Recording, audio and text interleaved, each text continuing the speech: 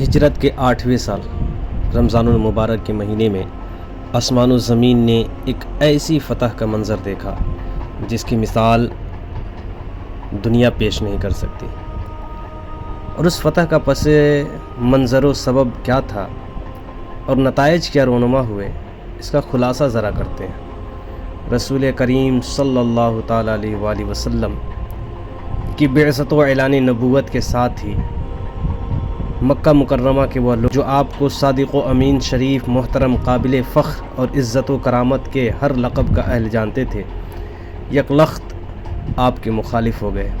انہیں دین اسلام کے پیغام پر عمل پیرا ہونے میں اپنی سرداریاں کھو جانے کا ڈر ہوا۔ انہیں یہ معلوم نہ تھا کہ آج اگر رسول خدا کی پکار پر لبیک کہہ دیں تو 14 صدیہ بعد تو کیا، قیامت تک صحابی رسول آخر الزماں کے عظیم لقب سے جانے جائیں گے۔ ہر کلمہ گو انہیں رضی اللہ عنہم کہہ کر یاد کرے گا۔ قرآن میں وَكُلًّا وَعَدَ اللَّهُ الْحُسْنَى کا مژدہ سنایا جائے گا۔ بہرکیف یہ ان کے نصیب میں تھا ہی نہیں، جن کے مقدر میں تھا انہوں نے لبیک بھی کہا، اور پیارے آقا صلی اللہ تعالیٰ علیہ وآلہ وسلم نے مخالفت کرنے والوں کے ہاتھوں طرح طرح کی اذیتیں اٹھائیں، لیکن صبر و استقامت کے دامن تھامے رکھا۔ جب مکہ کا ظلم و ستم ساری حدیں پار کر گیا اور اللہ کریم نے بھی اجازت دے دی تو مسلمان مکہ مکرمہ سے مدینہ منورہ ہجرت کر گئے تاکہ آزادی کے ساتھ اپنے رب کریم کی عبادت کریں۔ لیکن افسوس کہ کفار مکہ پھر بھی باز نہ آئے اور مسلمانوں کو مدینہ منورہ میں بھی اذیت دینے کے در پہ رہے۔ ان کی انہی کرتوتوں کے سبب غزوہ بدر، احد، خندق اور کئی جنگوں کا وقوع ہوا۔ وقت گزرتے گزرتے ہجرت کا 6واں سال آ گیا۔ مسلمان مکہ مکرمہ میں بیت اللہ شریف کی زیارت کے لیے بے قرار تھے، چنانچہ رسول کریم صلی اللہ تعالی وسلم 1400 صحابہ کرام کی ہمراہی میں ادائیگی عمرہ کے لیے مکہ مکرمہ کی جانب روانہ ہوئے، اور کفار مکہ نے پھر جفاکاری سے کام لیا اور پرامن مسلمانوں کو مکہ مکرمہ میں داخل ہونے سے منع کر دیا۔ بالآخر طویل مذاکرات کے بعد ایک دوسرے سے گفتگو کرنے کے بعد معاہدہ طے پایا جسے صلح حدیبیہ کا نام دیا گیا۔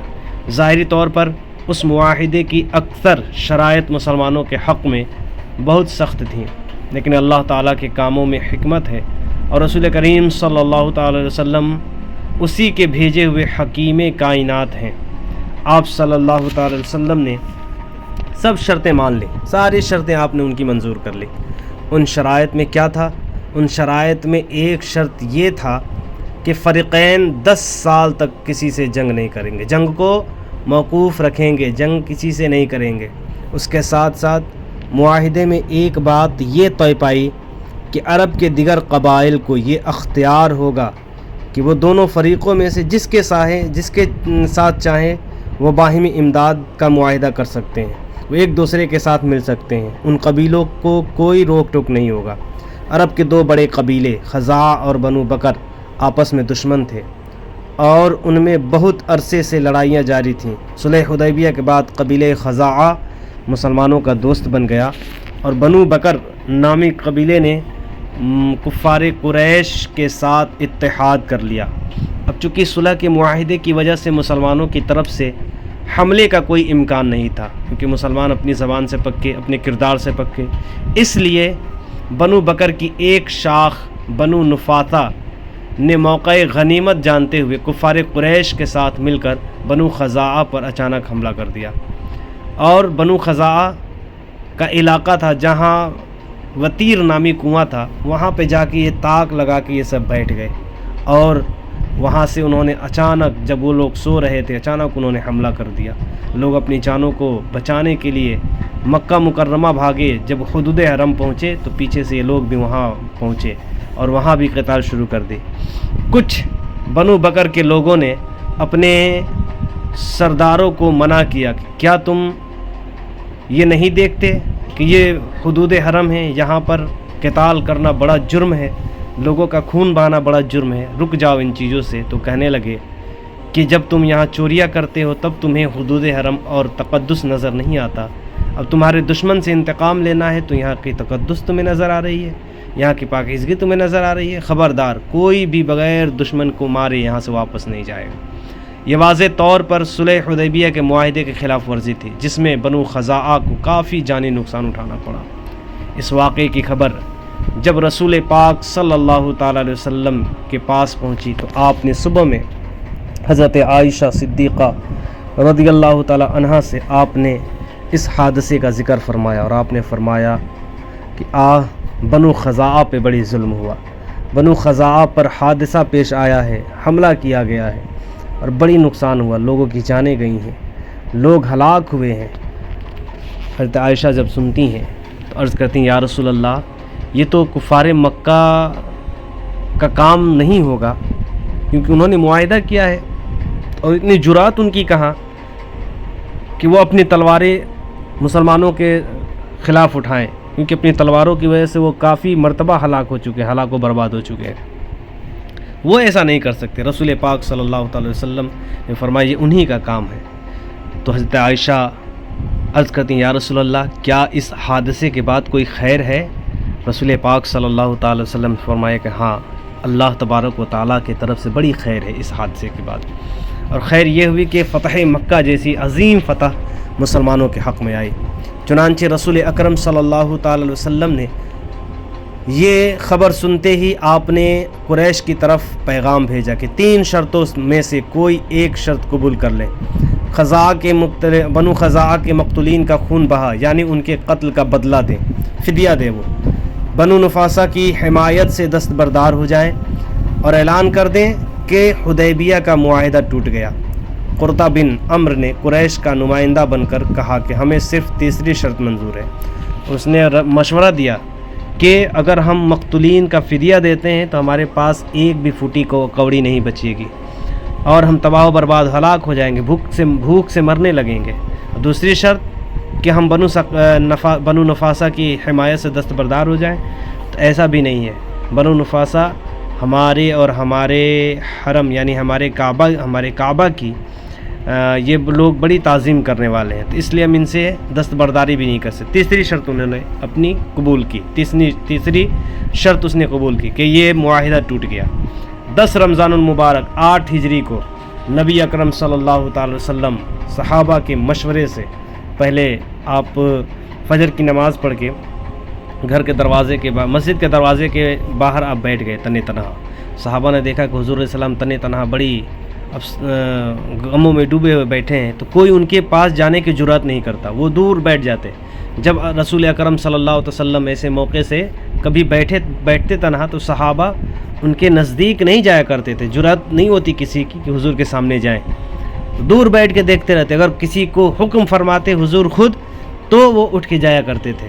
تو کافی دیر تک بیٹھے رہے صحابہ، حضور کو دیکھتے رہے۔ حضور علیہ السلام نے حضرت ابو بکر صدیق کو طلب فرمایا، ابو بکر صدیق ان کے پاس گئے، بڑی دیر تک سرگوشی ہوتی رہی دونوں میں۔ ابو بکر صدیق سے حضور علیہ الصلوۃ والسلام سرگوشی فرماتے رہے، دیر تک یہ بات چلی۔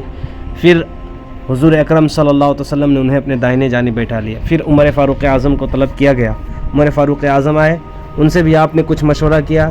تو عمر فاروق اعظم کہنے لگے یا رسول اللہ، یہ وہی لوگ ہیں جو آپ کی بے عزتی، آپ کو برا بھلا، مجنون، پاگل کہنے میں کوئی کسر نہیں چھوڑی تھی، یا رسول اللہ ان سے قتال ہی لازم ہے۔ رسول اکرم صلی اللہ علیہ وسلم نے انہیں اپنے بائیں جانب بیٹھا لیا، لوگوں کو طلب کیا، عام لوگوں کو سب سے مشورہ کیا، سب لوگوں سے آپ نے کہا کہ یہ جنگ ضروری، یہ لازمی ہے، یہ تقدس کی جنگ ہے، چنانچہ اس میں سب کو شامل ہونا ہے۔ چنانچہ رسول اکرم صلی اللہ علیہ وسلم نے یہ سارا معاملہ طے کیا، اور 10 رمضان المبارک 8 ہجری کو نبی اکرم صلی اللہ تعالی علیہ وسلم 10,000 کا لشکر لے کر مکے کی طرف روانہ ہو گئے۔ مکہ شریف پہنچ کر آپ صلی اللہ تعالی وسلم نے رحمت بھرا فرمان جاری کیا کہ جو شخص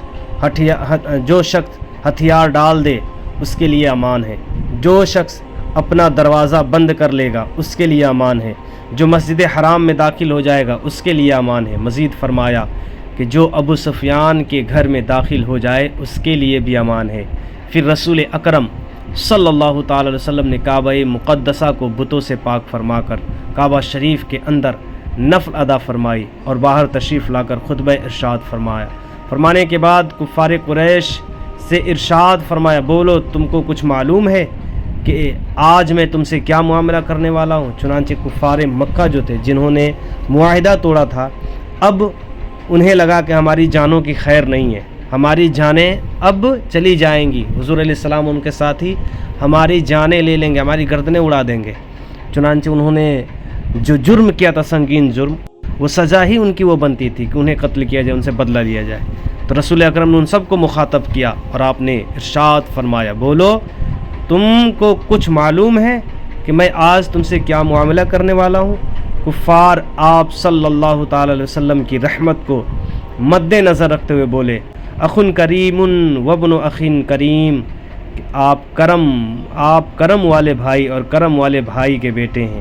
نبی کریم صلی اللہ علیہ وسلم کی رحمت جوش میں آئی یہ سن کر کہ لوگ مجھے کبھی بھی کریم جانتے ہیں، کریم کا بیٹا جانتے ہیں۔ تو رسول اکرم صلی اللہ علیہ وسلم کی رحمت جوش میں آئی، آپ نے فرمایا، لا تثریب علیکم اليوم فاذهبوا انتم الطلقاء، آج تم پر کوئی الزام نہیں، یعنی کسی بھی الزام کے بدلے تمہیں آج مارا نہیں جائے گا، جاؤ تم آزاد ہو۔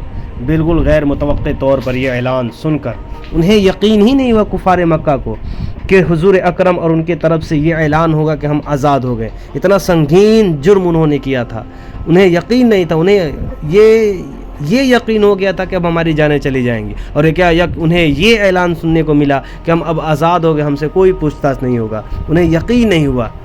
اور جب یہ انہوں نے اعلان سنا جو بالکل غیر متوقع طور پر تھا، جب سن کر انہوں نے جب یہ اعلان سنا تو کفار کے دلوں پر اتنا اثر ہوا اس کا، رسول اکرم صلی اللہ علیہ وسلم کے عام معافی کا اتنا اثر ہوا کہ وہ جوک در جوک اور گروہ در گروہ دائرے اسلام میں داخل ہونے گئے۔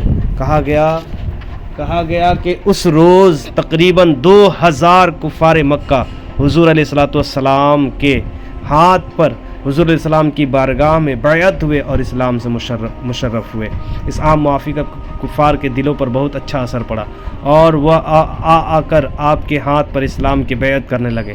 فتح مکہ کے روز 2000 افراد ایمان لائے تھے۔ حضرت سہل ابن عمرو رضی اللہ تعالیٰ عنہ سرداران قریش میں سے تھے۔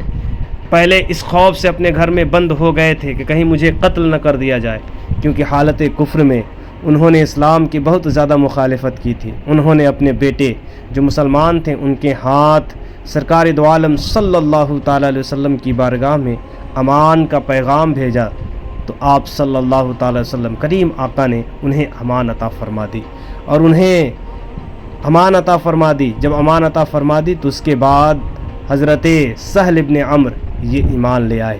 کتنی آسانی سے مجھے امان مل گیا، یہ مذہب اسلام کتنا ہی بڑا مہربان ہے، مذہب اسلام کے بانی رسول اکرم صلی اللہ علیہ وسلم کتنے بڑے یہ مہربان ہیں۔ پھر حضرت عبداللہ ابن سعد ابن ابی السرح، حضرت عبداللہ ابن سعد رضی اللہ تعالیٰ عنہ یہ بھی قریش کے سرداروں میں سے تھے۔ حضرت سیدنا عثمان بن عفان رضی اللہ تعالیٰ عنہ کے رضائی بھائی تھے، یہ پہلے اسلام لانے کے بعد مرتد ہو گئے تھے، اس لیے حکم جاری کیا گیا تھا کہ جہاں ملے عبداللہ ابن سعد ابن ابی اسے قتل کر دیا جائے۔ چنانچہ اس ڈر سے بھاگتے پھرتے لیکن جب یہ معافی عام جاری ہوئی تو حضرت عثمان انہیں لے کر سرکار مدینہ صلی اللہ تعالی وسلم کی بارگاہ میں حاضر ہوئے اور ان کے لیے امان طلب کی، یا رسول اللہ انہیں بھی امان دے دیا جائے، میرے رضائی بھائی ہیں۔